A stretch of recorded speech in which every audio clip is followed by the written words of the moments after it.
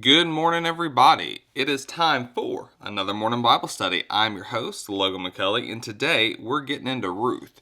Who she is, what she is, where she is, when she is. Last time we hit up the setting and maybe some of the issues surrounding what she's going to be going through. But this time we're getting straight into Ruth. Ruth 1, and we'll take it all the way through. So, remember, this is the spot where we're learning the Bible. I'm learning the Bible. You're learning the Bible. I'm not a pastor, but we're getting in this together because the Bible is the truth word of God. And that's what we need to know. So, Ruth 1. Now, it came to pass in the days when the judges ruled that there was a famine in the land. And a certain man of Bethlehem, Judah, went to dwell of Bethlehem, Judah, like of Bethlehem and Judah, went to dwell in the country of Moab, he and his wife and his 2 sons. The name of the man was Elimelech. The name of his wife was Naomi. And the names of his 2 sons were Mahlon and Chilion, Euphrates of Bethlehem, Judah. So when I say it like that, I'm coming out of what the Bible says. So those are like titles. The Euphrates of Bethlehem, Judah. It's like Logan McCulley of Braden, Tennessee, USA. There we go. That's a great way to put that. And they went to the country of Moab and remained there. Then Elimelech, Naomi's husband, died, and she was left there, and her 2 sons. Now they took wives of the women of Moab. The name of one was Oprah, and the name of the other Ruth. And they dwelt there about 10 years. Then both Mahlon and Chilion also died, so the woman survived her sons and her husband. So think about that. What did we just say? So there's this famine when the judges ruled, and then this man named, what was his name? Elimelech, and his wife Naomi say, hey, we're going to go to Moab. Moab isn't like the best part of town, but at least they don't have a famine. Okay, that's not where our people are at, but they don't have a famine. We're going to go over there. And while they're there, in a perfect world, what would happen is they would just stay there, come back home, but the famine lasted so long that their sons found wives.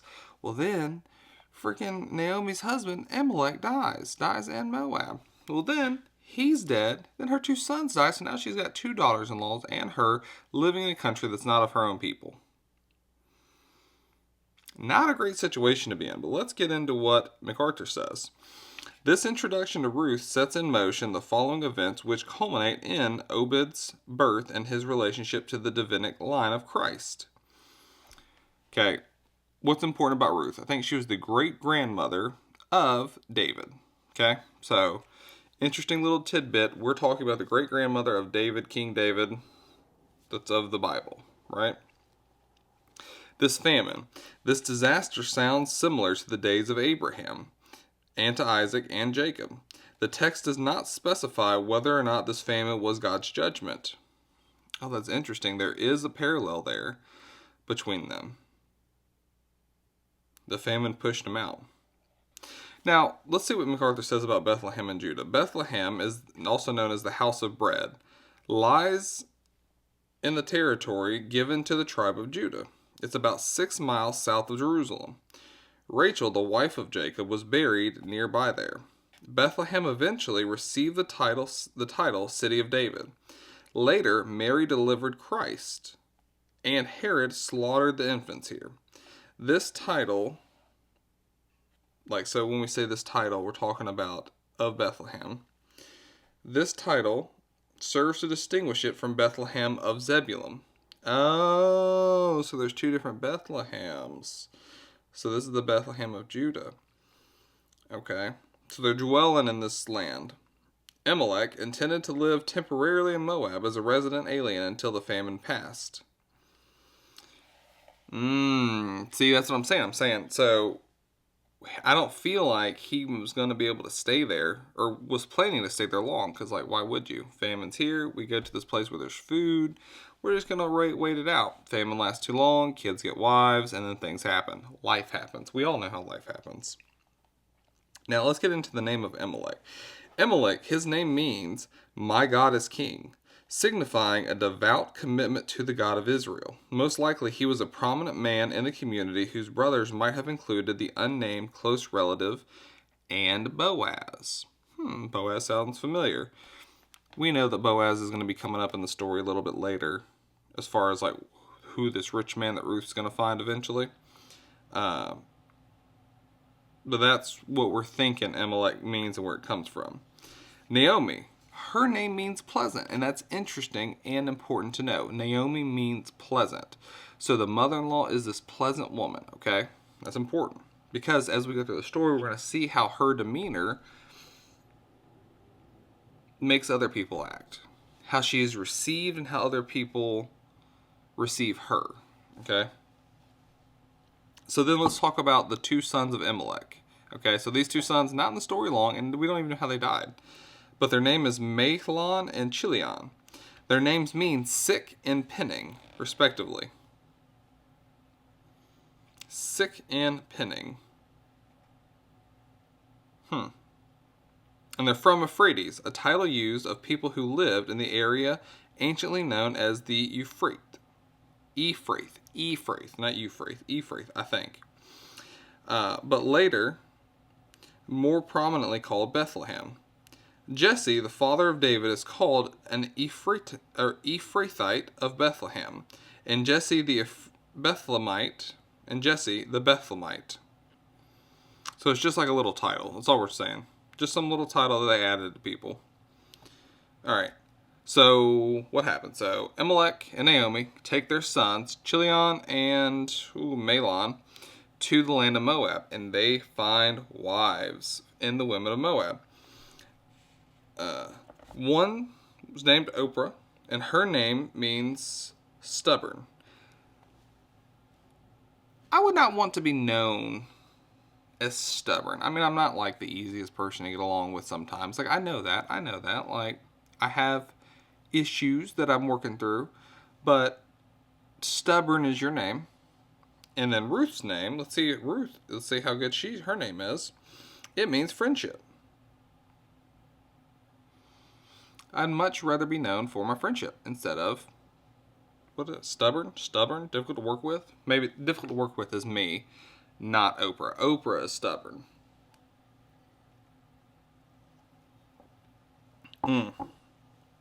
Now, they lived there for about 10 years.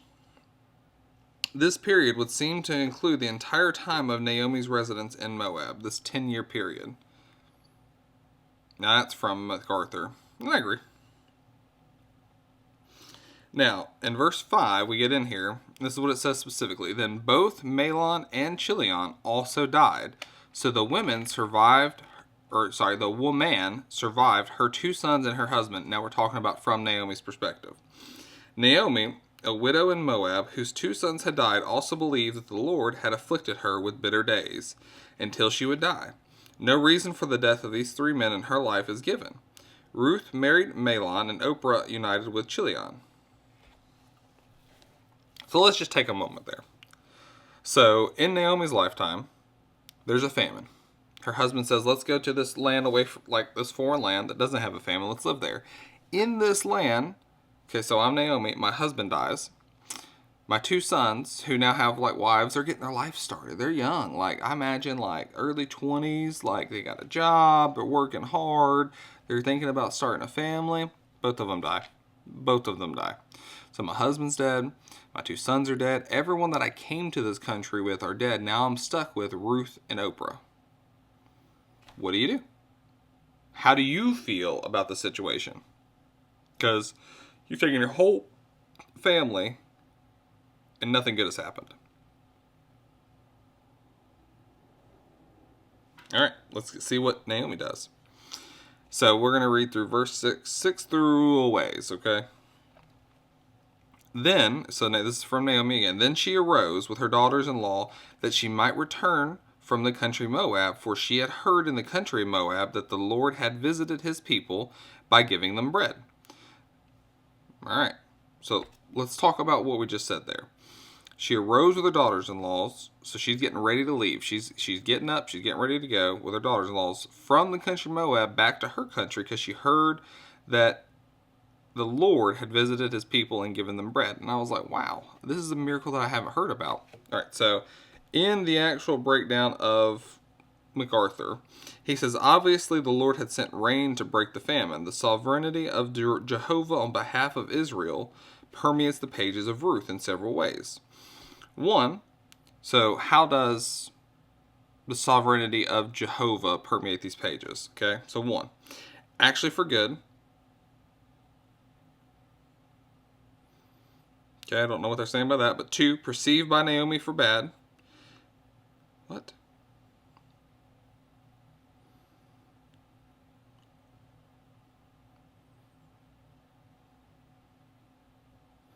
So we're saying the sovereignty of Jehovah on behalf of Israel permeates the pages of Ruth in several ways. One, what he did was actually for good. Two, it was perceived by Naomi for bad. Three, the context of prayer and blessing. The return of physical prosperity only shadowed the reality of a coming spiritual prosperity through the line of David in the person of Christ.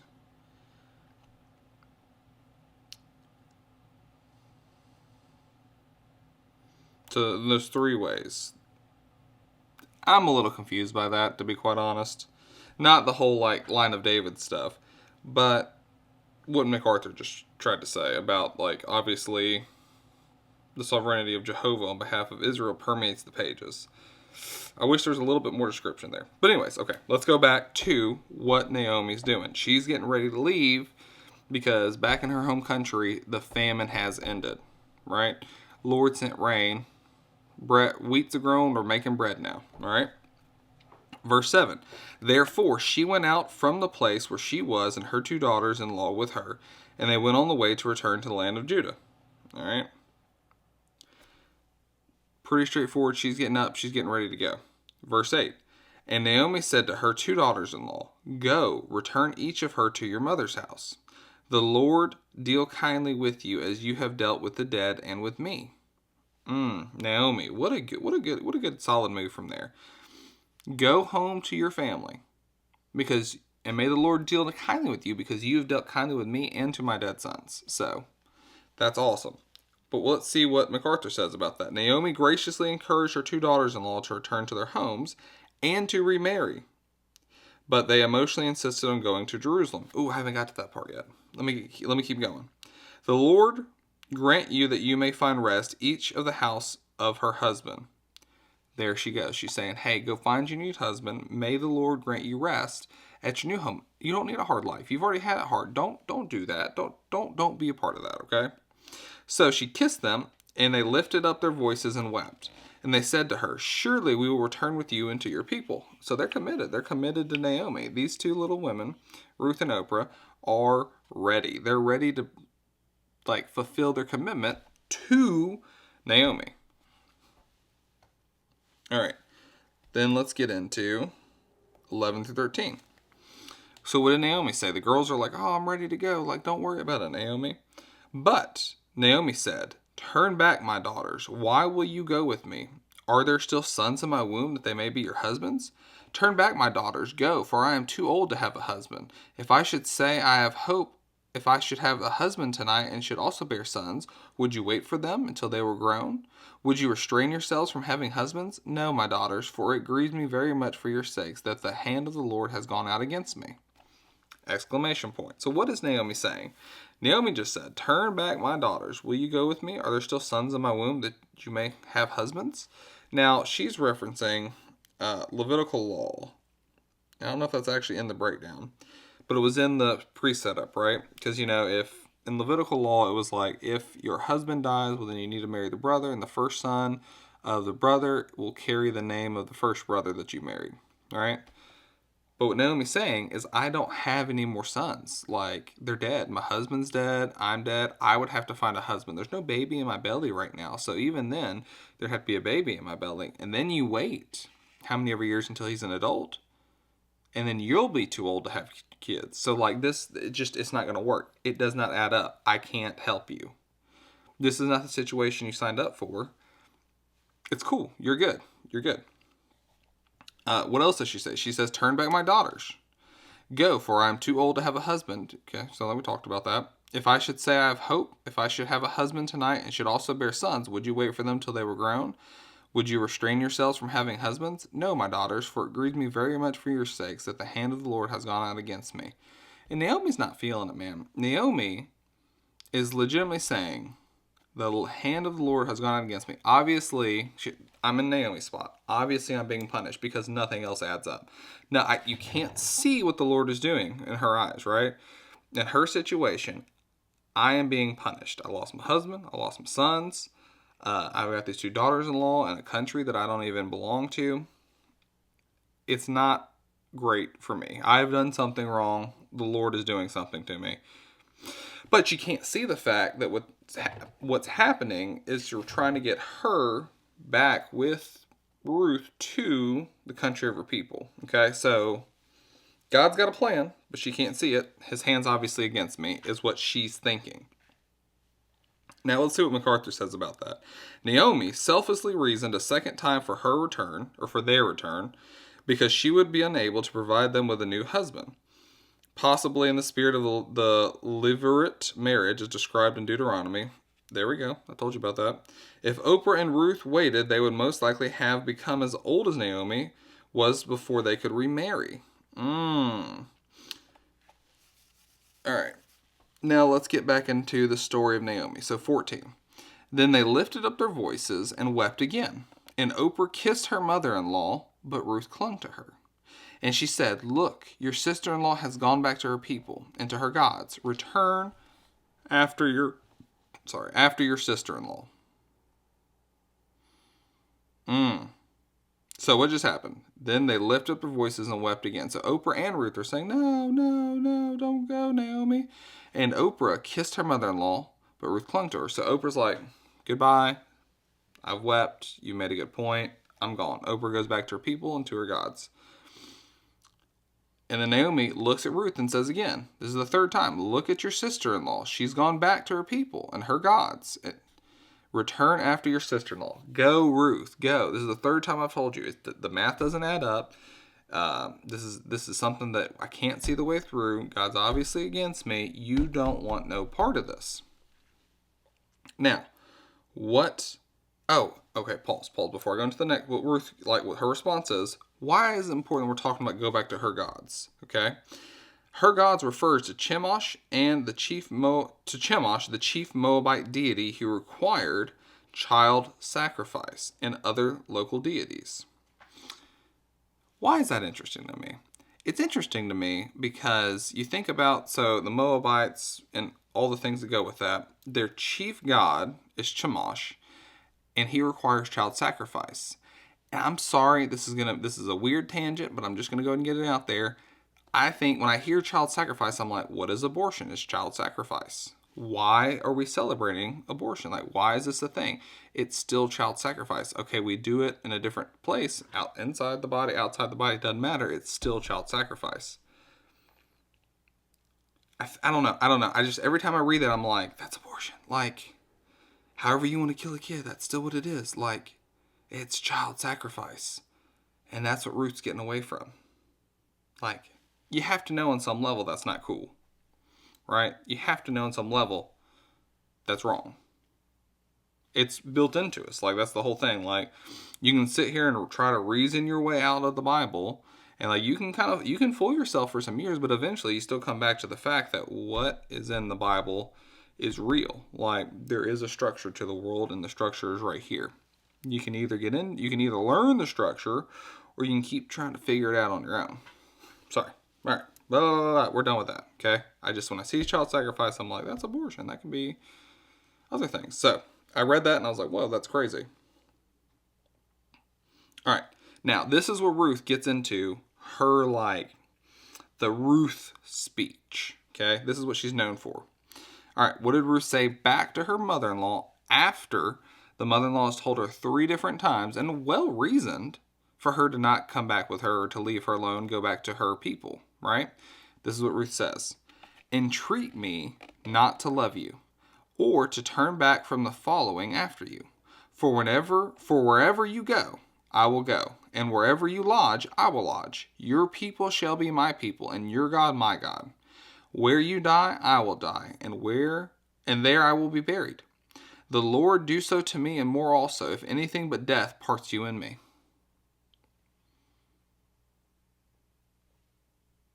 That's some heavy words. That's some heavy words. Let's read it again. Let it soak in that literally the person. So now I'm Ruth. Okay, I'm not Naomi.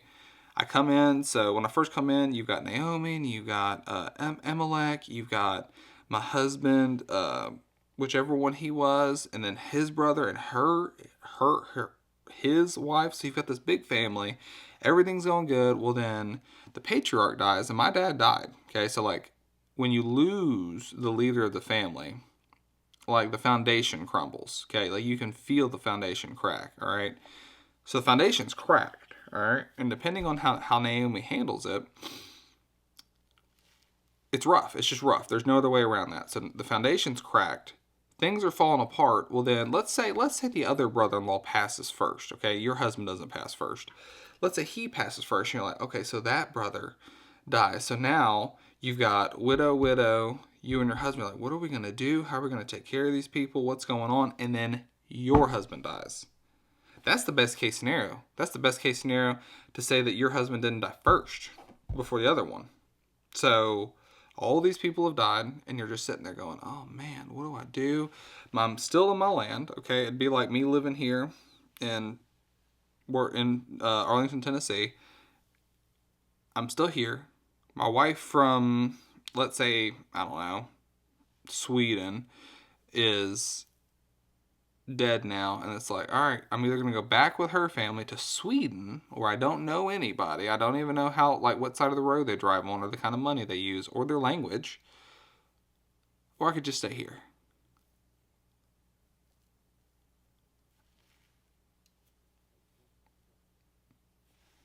I think I'll just stay here, to be honest. But that's not what Ruth said. This is what Ruth said. I'm going to read it again so it can soak in. Entreat me not to leave you, or to turn back from the following after you.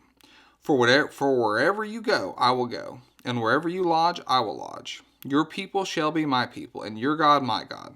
Where you die, I will die, and there will I be buried. The Lord do so to me, and more also, if anything but death parts me from you. If anything but death separates us, may the Lord do awful things to me. Basically, that's the Logan version of that.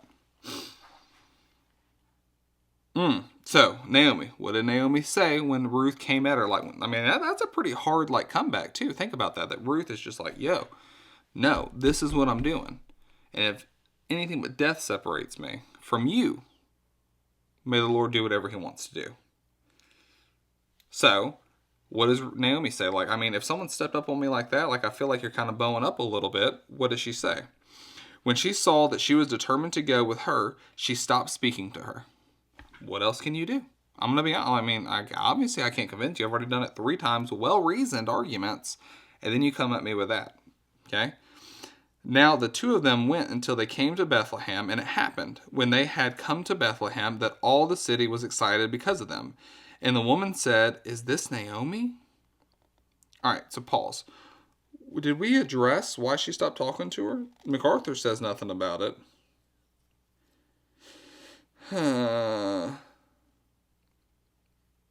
Okay, so there's nothing about that. When she saw that she was determined to go with her, she stopped speaking to her.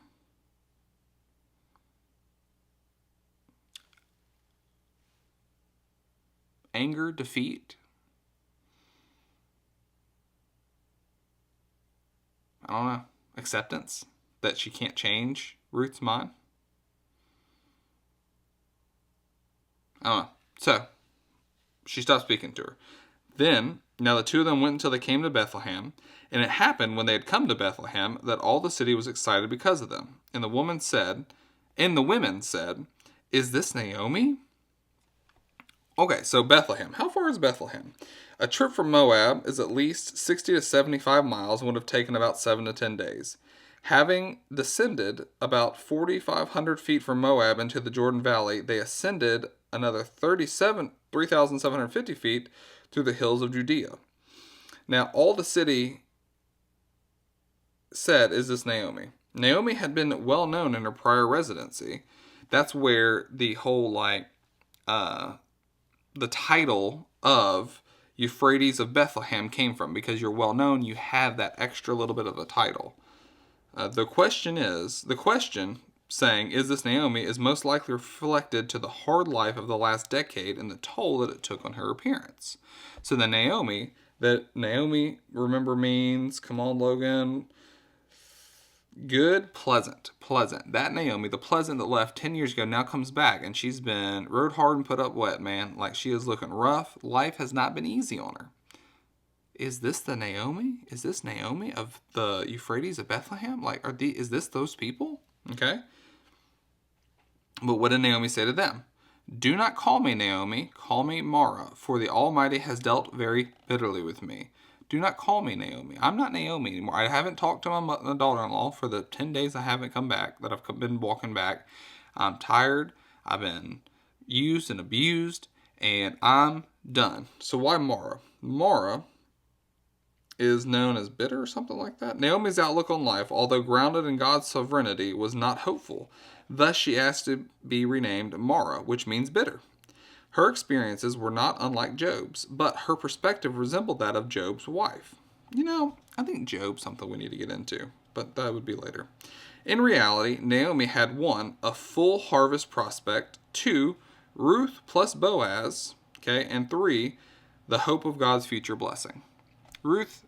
Naomi had all of these things coming her way, but she didn't know it. You can't see what God sees, and that's something that we have to remind ourselves. We cannot see what's coming down the line. We can't see the plan. We can't see what has to happen to get us where we need to be.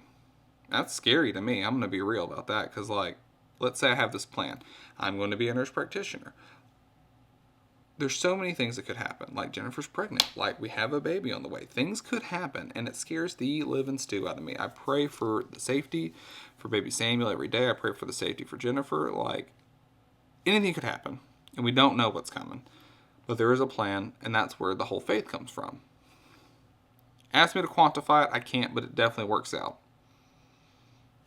Especially when God's got you. You have to know God, and I think that's where people miss it. Like, God has all these blessings for his people, but if you're not his people, if you're just like a cultural Christian, it don't work. That's not how that works. You have to be whole hog with God. Anyways, 21. Where are we at? I'm so sorry. She said, "Don't call me Naomi, call me Mara, for the Almighty has dealt very bitterly with me." Then 21. I went out full. Oh, this is still her continuing to talk, Naomi. "I went out full, and the Lord has brought me home again empty. Why do you call me Naomi, since the Lord has testified against me, and the Almighty has afflicted me?" Ooh. So Naomi returned, and Ruth the Moabitess, her daughter-in-law, with her, who returned from the country Moab. Now they came to Bethlehem at the beginning of barley harvest. There is a little bug in here, and it's kind of bothering me. But man, did you just hear what Naomi just said? Like, that's depression. Like, she's in it, man. I mean, think about it. She didn't talk to her daughter-in-law for 7 to 10 days. She gets back. She says, don't call me Logan. Call me bad attitude. Call me washed up. Call me, like, doo-dooed on. Call me that, because that's what I am. And then she goes and says, I went out full, and the Lord has brought me home again empty. Why do you call me Naomi, since the Lord has testified against me, and the Almighty has afflicted me? Wow. Naomi's outlook on life. Oh yeah, we just read that. That was also included in 21. That's tough. That's a tough outlook, man. Like if I met someone like that, I would be like, man, life's gonna be hard for you because of your outlook. If you can't see past the situation you're in, life's gonna suck for you. Like, life doesn't get easier. That's why this walk with God is so important. You're gonna have a long, hard, arduous life if you're going to be continually feeling like that. Life is good. Make good choices. Live within God's little guardrails that he has for us, right? Like, you want to say the rules, they're guardrails. Stay on the lane that God wants us to be in. Life's going to be fine. What does it say? It doesn't, what does God say? God says, rejoice always, pray without ceasing, and in all things give thanks to the Lord, for this is God's plan for you through Jesus Christ. I may have not got that right exactly verbatim, but that is it, okay? Always be thankful for what God gives you, because there's a reason why God gives it to you if you know God, right? So, like, get your God right, get right with God, all right? Pray without ceasing, rejoice always, and give thanks for everything, because you don't know what's coming. Like, you don't know. You don't know. And Naomi doesn't know, but she's not giving thanks. She's like, oh man, like, this sucks. I've been doo-dooed on. My husband's dead. I get it. I get it. Like, you need some time to mourn and feel bad. But, like, this is what was put in the Bible because of her outlook. I don't want my testimony or my witness, or whatever you want to call that, to be like that because of how it's feeling. But also her husband died. I don't know. It's just, what does God tell us to do? Try to do that. Okay? And Ruth's now there with her. Out of her home country, the Moabitess is now with her. And they're in the country of Bethlehem at the beginning of the barley harvest. And that is where Ruth chapter 1 ends. Okay? Next time we're going to get into Ruth chapter 2. This is a short little book of the Bible. It's only 4 chapters. Yeah, it's only 4 chapters. Then after that, I don't know what we're going to do, to be real. There's so many different things that we could do. There's a lot of things that we could do. But that's it, guys. Pray for me, because I'm serious. We are having a baby, and it's getting real, man. She's 30 weeks. She's 30 weeks, and she's getting big, and the baby's getting movie, and she's starting to not feel as good all the time now, and the D-Day is coming. Departure day of the womb is coming. Eviction notice is getting written. Pray for mama. Pray for baby. Pray for me not to go crazy in this hospital. Because I will be very high strung. I'm going to be completely honest with you. So keep us in your prayers. That's all I got for you guys. Let me pray for you and I'll pray for me. Lord, please bless the word that we received today. Make it a representation of how we need to be, who we need to be, and what we need to be in these situations in our daily lives. Make it stick to our hearts and our consciousness and our brains, that we may be able to take this forward and be that good representative of you. Not just for other people, but for our family specifically. It starts in the home. Be there for me. Be there for Jennifer, baby Samuel, and Levi. And all those folks that are out there listening, if there's any.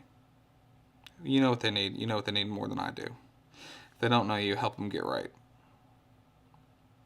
In your name I pray. Amen. This has been the Morning Bible Study. I'm your host, Logan McCulley. We're getting into Ruth 2 next time. I'm out.